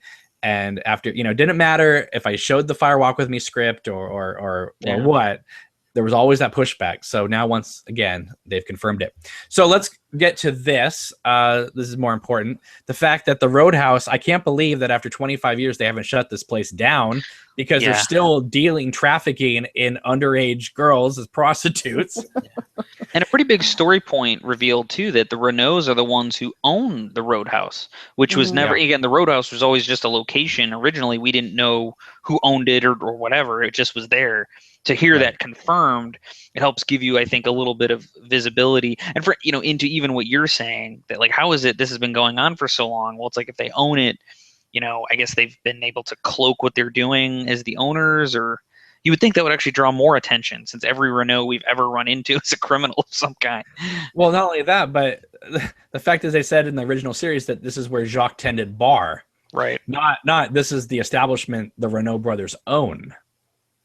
Well, that's a good point. Yeah. And if Jacques is part of this family that owns the Roadhouse, then what's he doing being a car dealer at One Eye Jack's? Except just the, I guess just traffic and more girls. Yeah. But still, though, it just makes you wonder. Like, I guess that business doesn't bring in a lot of people, but it sure looks like there's a lot of people. This is a great shot. I gotta tell you, this prison hallway shot is just beautiful. And I was so happy the episode was still going. I think Hal said last night that the episode slows down with the sweeping, lets us collect our thoughts, and we all think it's going to be the credits, but no, we launch right back in, and it's wonderful. Sorry, but in the chat, Wicked Scott said that the guy sweeping needs a push broom. I thought the same thing. Why is he using such a small broom?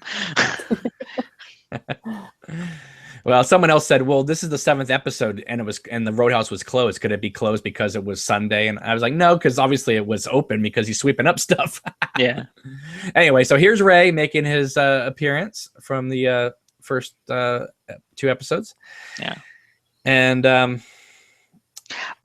got to tell you, like, for me, I'm riveted. And I want to know, like, what is it that the doppelganger is trying to do? Because on the you sort of thought that his whole goal was going to be not to return to the lodge, but that story is a sense that's been done.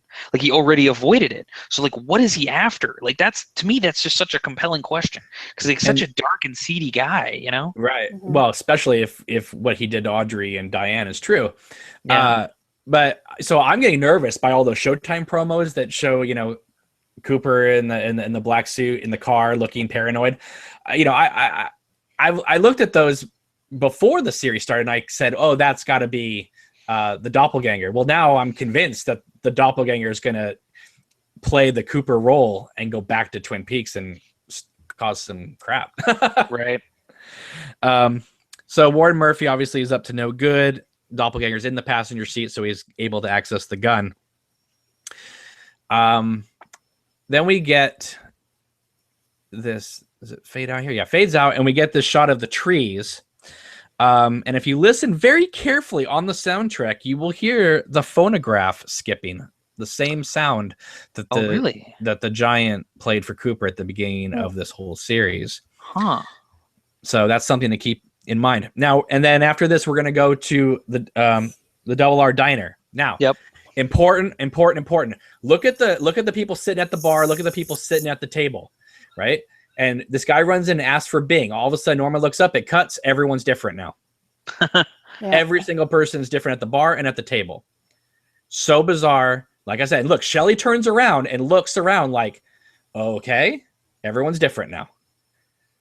It's not. I mean, it's a weird thing. Again, it just suggests that there's definitely something bizarre happening. If you notice in the front booth right here, it looks to be Bobby Briggs sitting there. It does look like that. Yeah, a lot of people have suggested that's him. But he's not in the credits. So, and even Riley Lynch shows up in the credits as Bing. And I don't think Bing isn't even in this episode. Right. So maybe we're getting credits for just being mentioned now. On the soundtrack, you will hear Sleepwalk playing. This, of course, is kind of an in-joke because Machen Amick was in Sleepwalkers, where they played this theme, which was, again, about an incest relationship. Yeah. And this episode is dedicated to the memory of Warren Frost. This is another episode which has, unfortunately, another actor from Twin Peaks who passed away. Right. I like this shot too because it really conveys, like, this is what Tweed's Cafe looks like. I was always annoyed once I moved to Snoqualmie, like, going in there, because you can see just the way the shot is framed. It's relatively small in there, whereas on the series, the set they built is this massive. There's like all this floor space, and I would argue that in the series, the diner gets bigger and bigger as it goes on. Oh yeah, like it really does seem like, especially like in the later part of season 2. I mean, like the place kind of like right out by the front door. There's a ton. There's like 10 feet between the door, at least between the door and the front of the counter.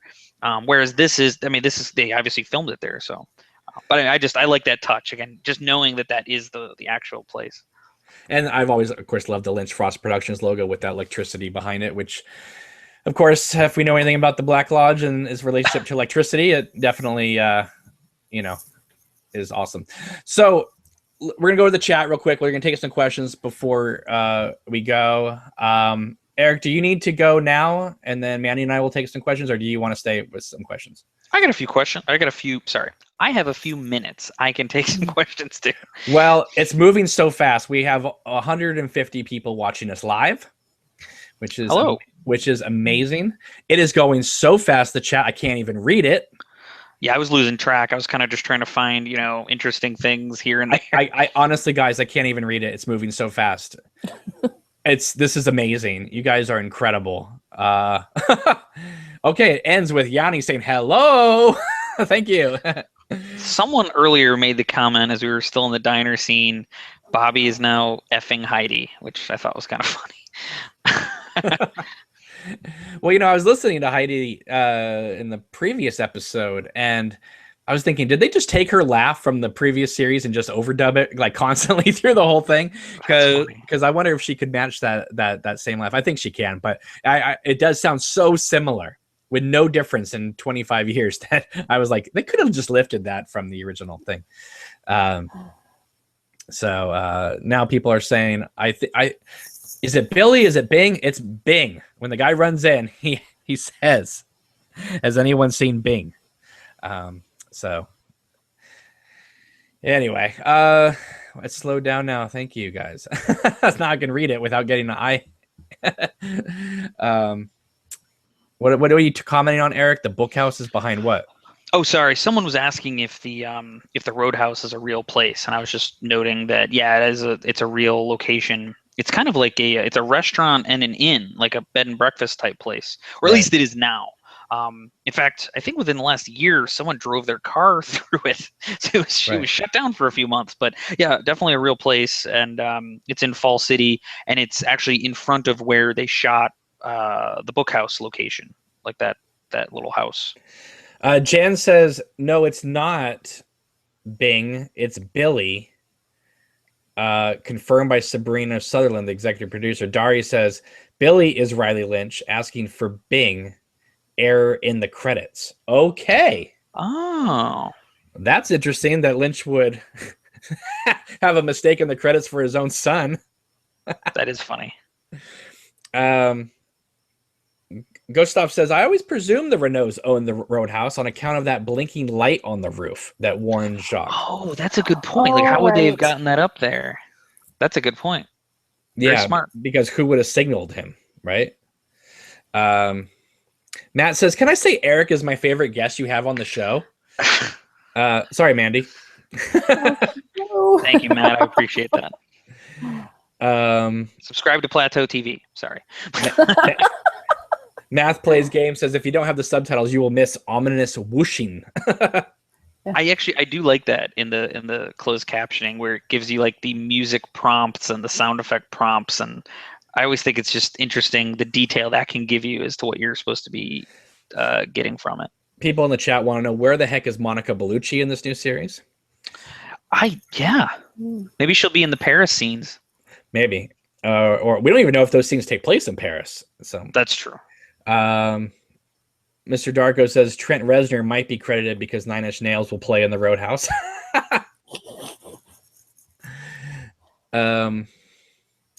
SPF says Eric and Frank are great. Mandy is cool too. I've had a lot of guests on here. So Eric, you're awesome. But well, thank you. I hate to say that one person is the best co-host of I think I think everyone Cameron has so many good, like everybody brings, like honestly, I was really enjoying Hal last night. I think Hal has great insights. He's so good. Well, I love his insights too, because not only is he really smart about the whole thing, but he allows me to take a breath when he's talking. Otherwise, because when I do the videos, when it's just me, it's like, I can't, no dead air. Got to keep talking. Lizard King on here says Hal is great. So is the vlog lady. So that was wonderful having her on. Reggie says everyone on this channel was great. So, all right. Thank you so much for all the compliments. Let's get back to the Twin Peaks questions. Any last comments before we go? Eric's on a timeline here. Do you guys think when they're in the airplane, they're talking about the house that Cooper was last seen in, and it was someone from Ipanema?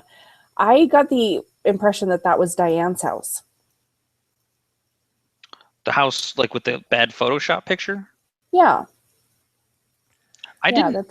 No, there's no, because something they say that's like when they saw him in it's not the Caribbean, but they saw him somewhere. Please let us know in the chat where did they see him? Cooper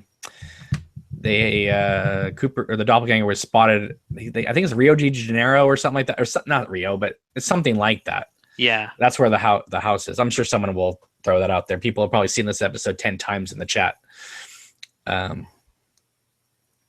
Mira says, "Is Laura Palmer alive?" I don't know about yet, but it will be. She's dead, and yet she lives. Yeah, there you go. Oh yeah, Albert said it's Cooper's house in Rio, so it was Rio. Yeah, Rio de Janeiro. Andrew says, "Hi, Mandy." So Hi, Andrew. Scooby D says, I read online that was originally Al Capone's last known address. Reggie says before they got him for tax fraud or tax evasion. Or I guess so. Yeah. Reggie says he just subscribed to you, Eric. That's great. Thanks, Reggie.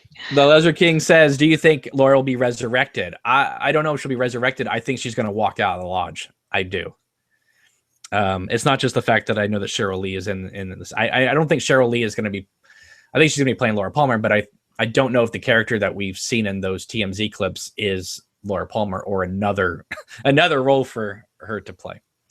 Diana says, "Did anyone notice that Gordon is making Tamara pass tests?" He says on the plane.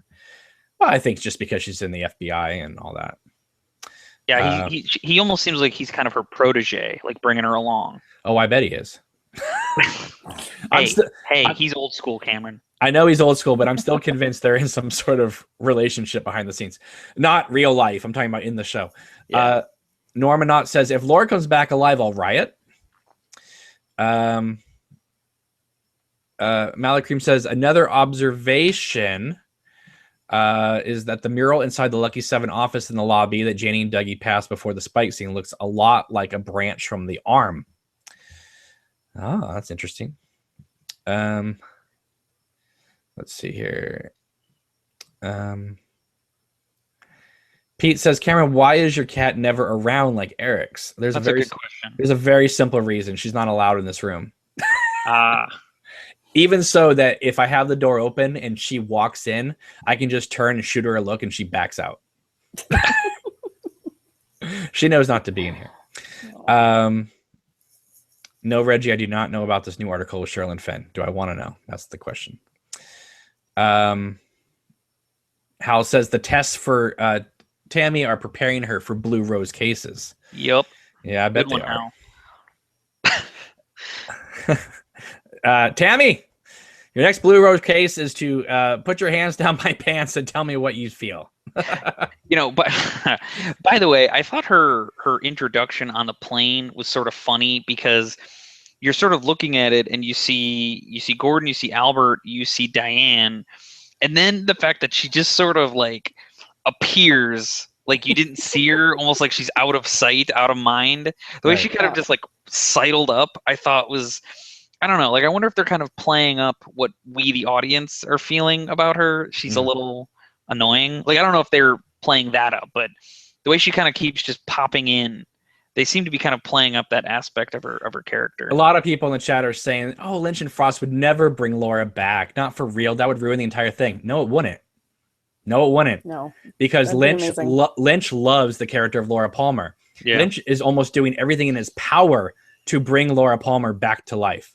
Yeah. I guarantee you that this series, well, I can't guarantee it, but I'm going to say personally, I feel like I can guarantee you this is going to have a happy ending of some sort. Maybe a bittersweet happy ending, but I think it's going to have a happy ending. The fact that one of Cooper's missions, again, when he becomes Cooper again and can actually do stuff, like, is find Laura, is a pretty big clue to that, I think. And the fact that she says, "And yet I live." Right. It's not just the fact she's in the Black Lodge, and it wasn't Doppelganger Leland asking him to find Laura. It was Leland. Right. So Reggie, of course, is asking the age-old question. Do you think Audrey gave birth to twins, Richard and Linda? I don't. I still maintain that she gave birth to Richard and Annie and Cooper had Linda. I think that's what's going to happen. Right. I mean, I'm probably wrong, but that's what I would like to happen. Dire Wolf is trying to make me laugh by saying that Krista Bell is going to win an Emmy. Oh. Let's see. Pete calls me a tough cat owner for not allowing her in that room. I don't even have to try to kick her out. I mean, like, seriously, she will not come in here. And if she even tries, she just backs up. One step in, one step out. Lizard King says, F you, Tammy. What's your name? F you. Yeah, exactly. Let's see. Jan says, I'm beginning to like Tammy. Listen, I never disliked her, but I do think she's pulled back. I mean, she's not quite in your face as she was, you know. Uncle Traveling Matt wrote, Wally Brando will drive his hog into the Black Lodge and drive out with Hawk, Ben, and Jerry smoking the pipe. End credits. Yes, that's the ending I'm rooting for now. Listen. Who said that? Uncle Traveling Matt. Okay, Uncle Traveling Matt obviously has been watching James on this podcast for a while, because James for a long time said there's only one way in, and that's the burnt engine oil of James Hurley's bike, and he's gonna have to rev it up, and he's gonna jump through the red drapes of the lodge. And that exchange for several episodes, because James would not let it go as being a really funny thing, actually convinced James Marshall to come onto this podcast. So yeah, there is an episode where James Marshall is a guest. He's just an audio form, but yeah, he is a guest on here. And since so many of you guys are new to this channel because of the whole Twin Peaks thing, go back and watch some of those old Twin Peaks Thought of the Day videos. They're really funny. They're really entertaining. And there's probably a bunch of you who are Collider Video or AMC theaters fans. November 22nd, 2013, not long ago, I had John Schnepp on for 90 minutes talking Twin Peaks. So check that out. He is the director of The Death of Superman Lives, What Happened, which is a very good documentary, by the way. Mm-hmm. All right. So Myth says, if they bring Laura Palmer back and kill her off again, will it be Who Killed Laura Again? Listen, that would be amazing. If she comes back, she's living. There's no way Lynch is killing Cheryl Lee again. He's already killed her, at least 3 times. So, well, no, he killed her as Laura, killed her as Maddie, and then killed her as Laura again, right? Well, I mean, we've seen her death scene twice, which, again, as you always say, and I agree, her death scene on the series, in the season 2 premiere, is far more frightening and graphic than it is in the movie. Right. Song Aid wants to know if there are any assaults in this series with Diane or Audrey. Do you think we will get a flashback? I do not think we will. Yeah, I think the age of the actors, unless they do some kind of weird visual, film trick. But I'm not even sure that Lynch would be necessarily interested in showing us that. Right. I could be wrong, though. I mean, we've seen some pretty dark stuff from him already. Robert says Lynch likes killing Cheryl Lee like Sam Raimi likes hurting Bruce Campbell.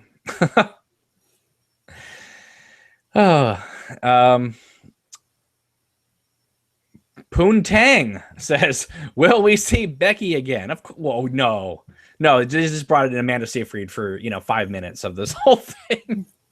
I think, yes, you don't bring in Amanda Seyfried in for 5 minutes and have her just gaze up at the, high on cocaine or heroin, whatever the hell she was taking, and just drift off listening to that 50s song or whatever.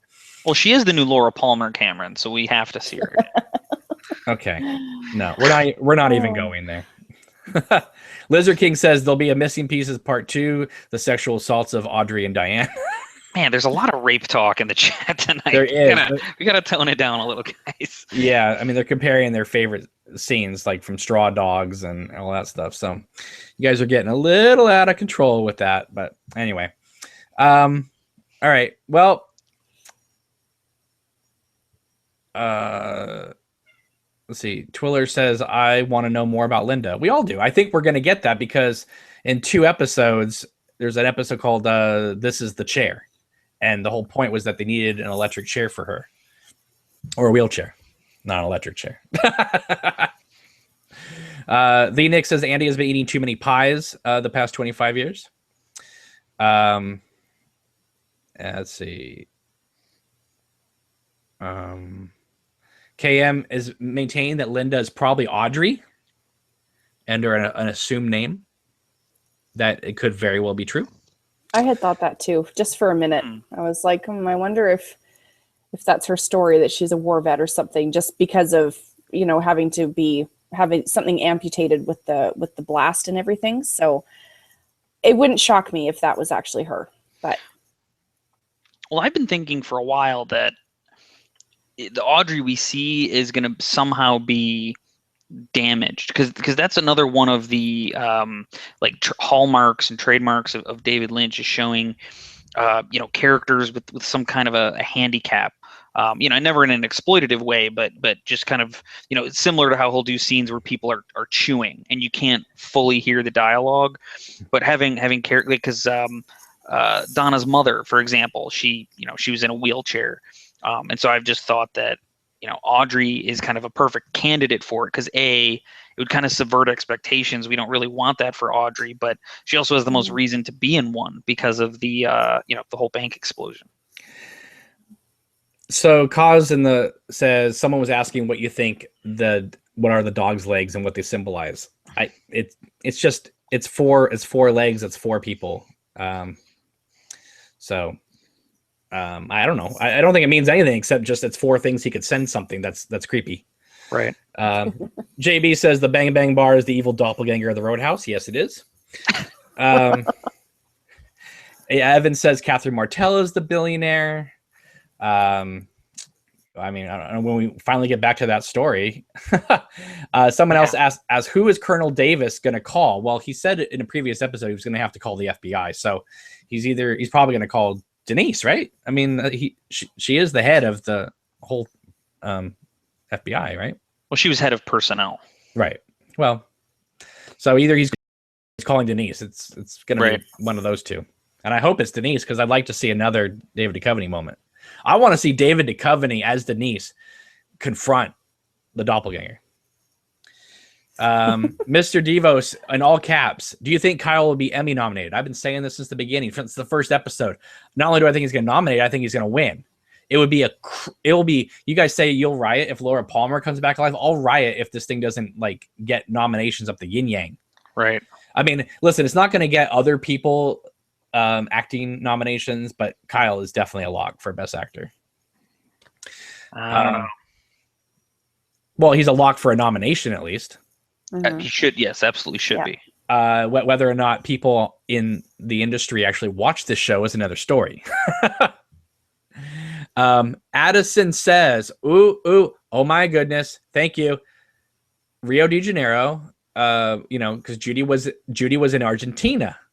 Do you think Jeffries was looking for her there? Is that why Good Coop is in Rio de Janeiro? Right. Vom says he could see Naomi Watts getting nominated, and Rosenfield says Laura Dern. Yeah, good chance. Yeah, you know what? Laura Dern might get one.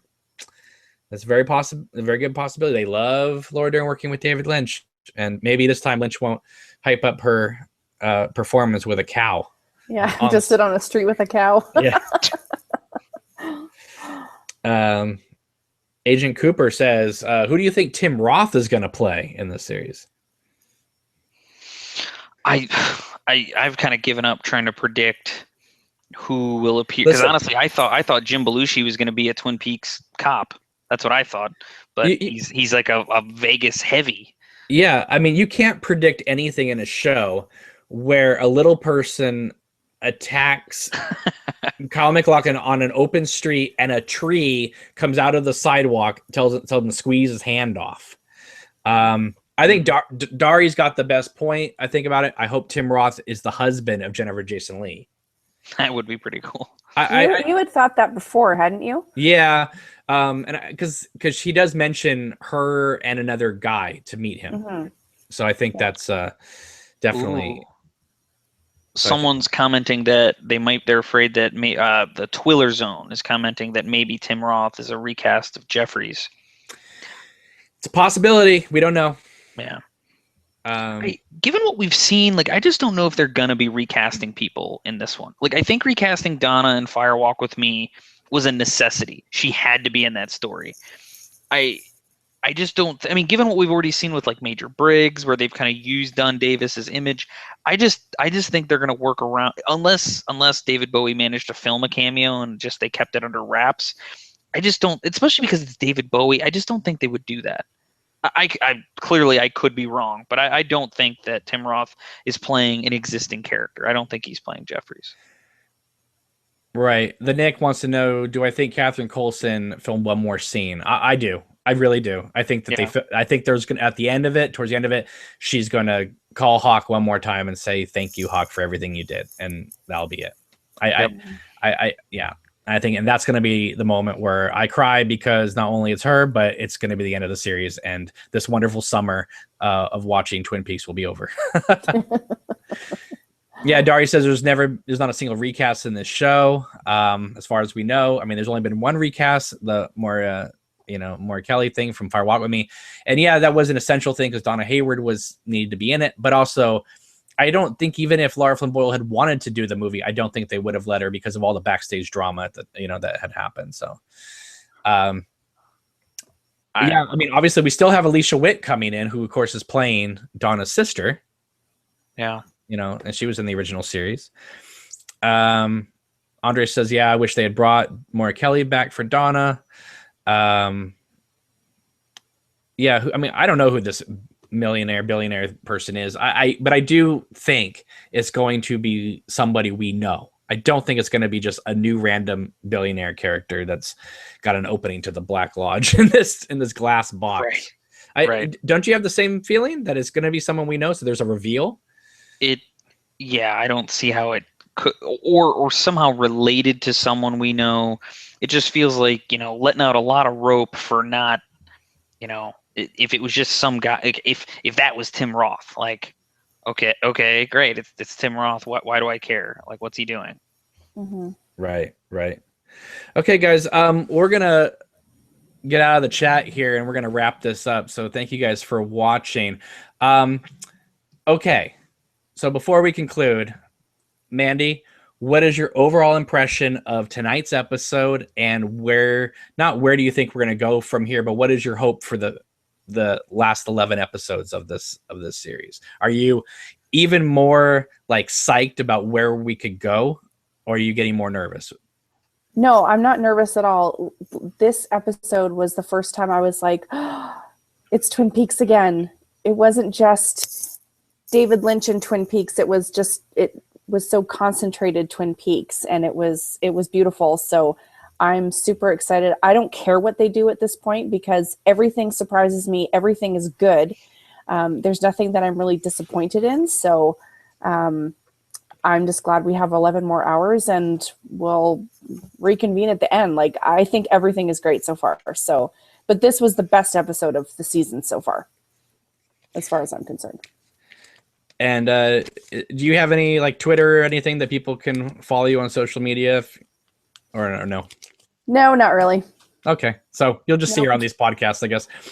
All right, Eric, what do you think of this episode overall? And what do you think this spells for the future of this series / movie?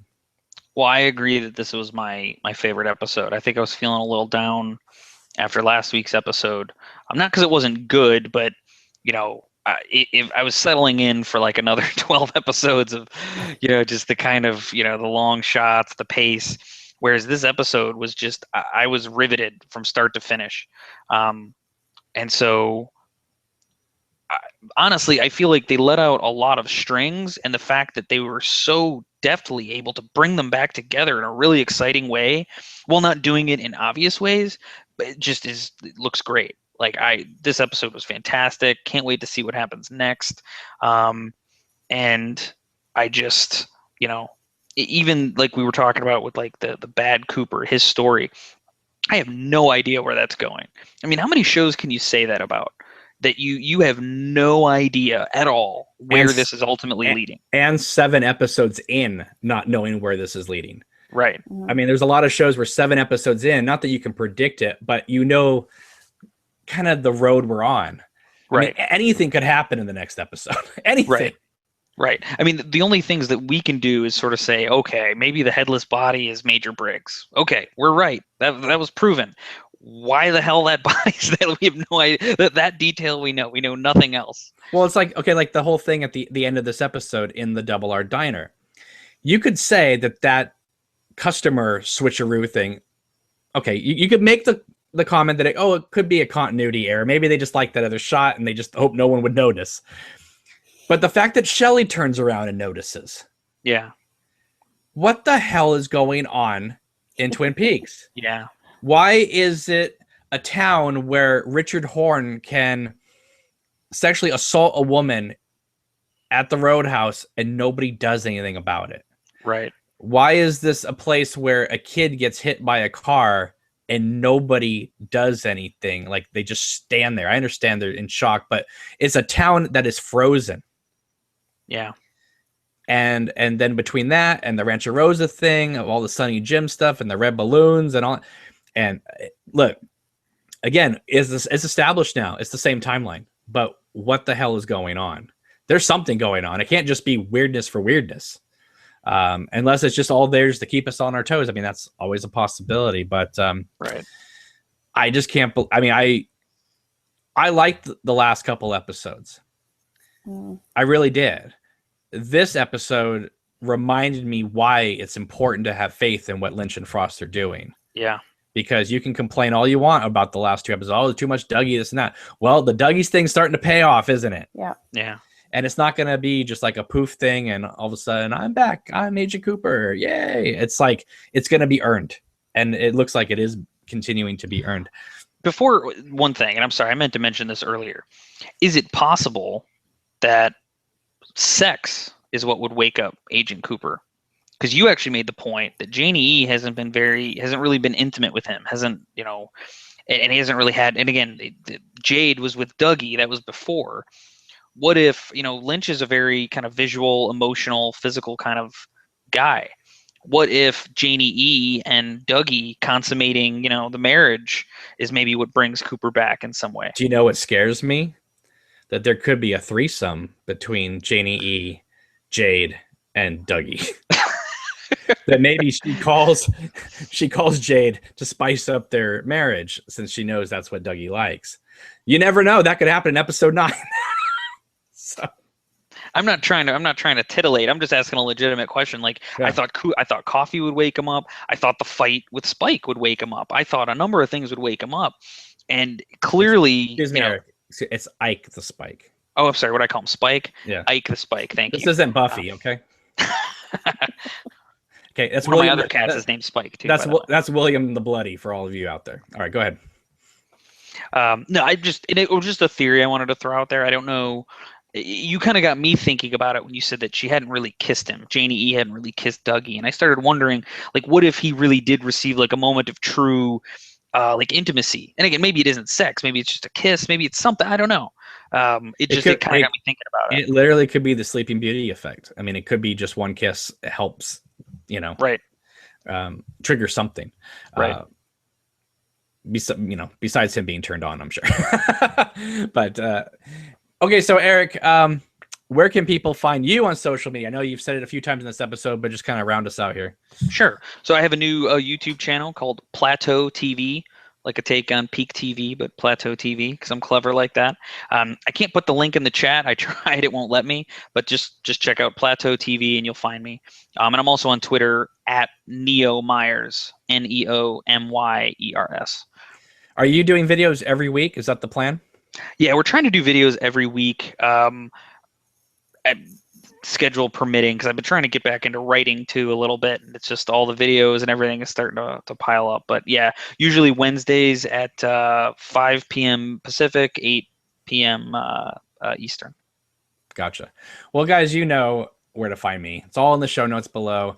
Continue, please, to like and share these videos, subscribe to the channel, need to get up to 2,000 views. Aiming for the end of June. That would be amazing if you guys could help me get there. As always, thank you guys for watching. Thank you guys for participating in the chat tonight. Thank you for going through this Twin Peaks epic adventure with each and every one of us. I would be doing this without you guys, but it's just so much more happier having everybody here in this like one big, huge community, all talking and discussing the new show. And I'm just glad it's not as lonely as it was the first time around. I mean, I had my little group. This is the water cooler, Cameron. Yes. This is the water cooler. This is the new water cooler. I mean, when I was growing up and the original show was on, I had my little group of friends that watched it, but that was it. Nobody else I knew paid attention to it, watched it, anything. They were all into 90210 at school. Yeah. And, you know, I was thinking when the new show came out, I was like, oh, you know, I know even less people today than I did then. So I was like, oh, this is going to be a very lonely experience. But no, it hasn't. I mean, all of my, you know, closest friends that I talk to each and every day are all online. They're all like living in other places of the world. And the way we all come together and discuss this show, thank goodness, sometimes technology is a good thing, guys. So I'm so happy that so many of you from around the world are watching these videos and commenting, and some of you guys have participated in the videos, and I can't thank you guys enough. It's been truly a wonderful, wonderful time, and we have the rest of the summer to do this. So, although for 4th of July, they're taking 2 weeks off, just so you guys know. No, I didn't know that. Yeah.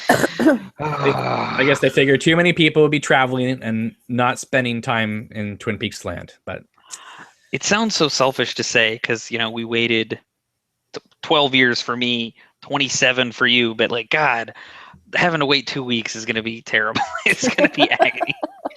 But, you know, when we had those 2 weeks for those first 4 episodes, it allowed us to go back and review those first 4 episodes over and over, and sometimes for you guys over and over again. Yeah, I've had people say to me, you know, I've seen these episodes 10 times already. I'm like, oh my goodness.